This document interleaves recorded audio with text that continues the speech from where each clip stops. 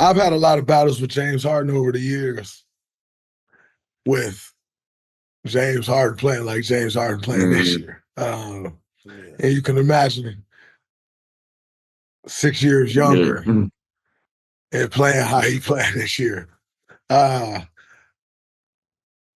crazy battles, fun battles.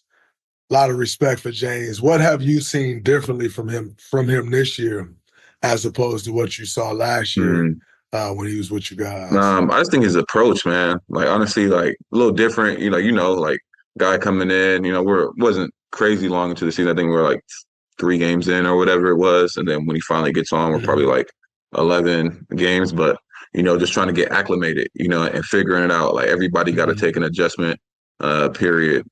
So he's trying to figure out the guys and how he can insert himself into the team. So we went to that 6 game losing streak when he started playing, and it was just a full adjustment period, and then we got a little rhythm and stuff. But Mhm. I think this year his approach overall, I said it in the media, like during the summers, like he was working out with the young guys. You know what I'm saying? Like we're doing the beep test conditioning and running up and down the floor, after their individual workouts, and he's right along with them. He's going through the coverages and talking to them and being vocal, on how we need to play, who we have to be this year.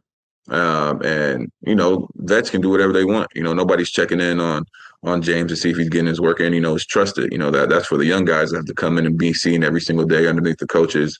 And he's there. And I think that builds trust. That Mhm. builds the chemistry. Saying like if James is in here doing this, then I have to too as well.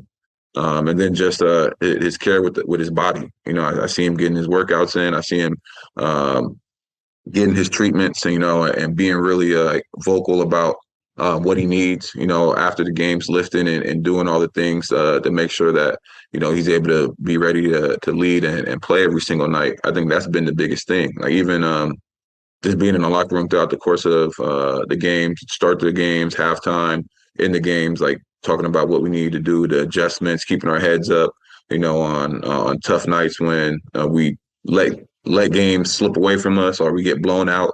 Just refocusing everybody. He's been amazing with that.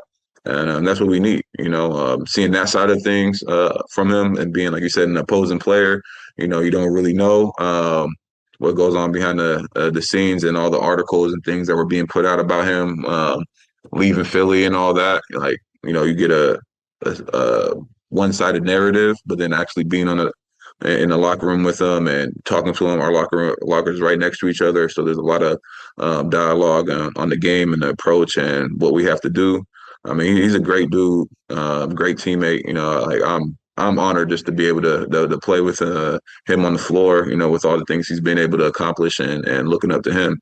But he's been great. Being from San Diego, going to UCLA, being a Clipper, being a part of this new frontier, just talk about, you know, what this means really, because y'all pioneering a whole new Mhm. system, you know what I mean, of fans and just what you talked about, but just talk about, you know, your career, where you at, the evolution, and just I feel like you in a Yeah, moment of, being home and also being a part of this, this new Clipper regime. yeah. Honestly, it's full circle for me. You know what I mean? To be able to be back where the NBA journey started. You know what I'm saying? Going to UCLA, being able to be around my family, like having to be away, you miss so much time. You got to sacrifice.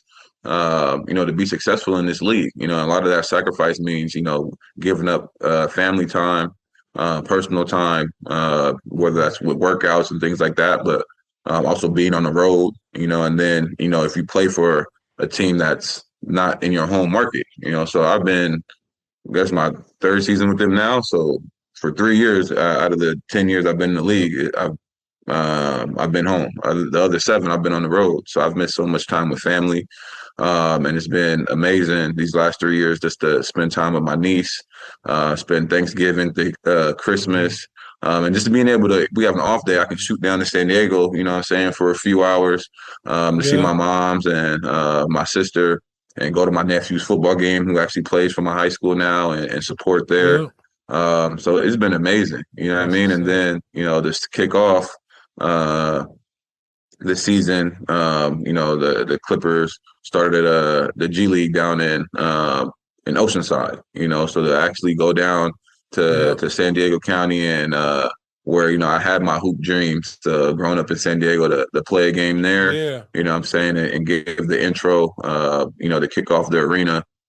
Is amazing. It's something that, you can't really put down or dream about, as a kid growing up. So just to be a part of this whole new redesign, and be a focal point in it, knowing where the San Diego Clippers started, you know what I mean? And being from San Yep. Diego Yep. and that history there, is definitely dope to be a part of it. Like you said, it's a moment that I'm in, and I'm enjoying every second of it. I'm not taking it for granted. One, because I know the work that it is taken to get here, but also just being a Yep. part of where the organization is trying to go, and being a focal point in it has been truly amazing. You faced the Warriors twice this year, coming into a game. How do y'all team prepare for Draymond Green? Pressure the dog What shit do you out of do? me. What do you do about his? Y'all talk about him talking shit. Oh man, yeah. So we say, don't worry about the bullshit he gonna do. You know what I'm saying? He gonna come in flailing and throwing elbows, yelling and screaming. We're gonna pressure the hell out of his handle. You know what I mean? And then Pressure the hell out of me. when he's driving to the basket, wall up and go vertical and make him a finisher. That's literally the setup. Don't get drawn into the BS. You know what I'm saying? Pressure the shit out of him, and then don't foul him when he's going to the basket. I just gave you the game plan right there. It's been Now, it's been it's been obvious for years. The team looks same game Oh plan yeah. every year. Oh yeah. now Dre gonna start talking to Oh, you, Norm. the funny thing Watch is, out, bro. He I already he told already you knew. no. I mean, I remember. Oh my gosh, dog. What Oh have my you What gosh. have you I'm said? glad you bring that shit. I'm glad you brought that shit up. Thank you, Oh my bro. I know gosh, he said dog. I'm so so. glad. So I was playing. It was when I was in Portland. I remember this shit so vividly, man, because one of the assistant coaches was like, "You hear this shit Draymond Green said to you?" I said, "What are you talking about? What'd he say?" Because I'd be ignoring his ass because I know I know he's gonna do something. I know he's gonna say something. So I try to attack Yeah. him on the right wing between the legs crossover. I try to body him, whatever. I try to get my little, my rake through foul, and I don't get the call. And ball go out of bounds, right? And I don't even know what the hell he said, but Drake, he be getting hype when he gets stops. You know what I mean? And he be Yeah. saying shit. And Yeah. so, I just ran back on defense because I know he's about to say some shit. You know what I mean? He was already into the game. Yeah. And so then I was mad as hell because I would have said something if I knew it. But then there was a clip, you know what I'm saying, on Instagram, and I'm running back on defense. He get the stop. He getting ready to take the ball out. He's like, yeah, you bitch ass mother. I was like, that's what he said. Oh man, I would have turned around and said something. I wouldn't have said that to your face, Norm. I got too much respect for you. Yeah, but I know like I don't take it personal. I know that's you, and I like that part of the game. But I would have turned around and said like, "What you think this is, man? I'm right back too. I'm here too." You know what I mean? But yeah, man, I remember that, man. He always saying something. He don't back down from nobody. Now you get you get a lot of guys that you got them. Norm ain't never backing down from nothing. He ain't listening to you, bro. Nah, he not. A lot of guys in the league that Norm, like, don't listen to him. It take a lot for me to back. You know what I mean? I'm here to hoop. Hey, Norm, don't listen to him. He'll say anything. I know how it go. Just gotta find angles, bro.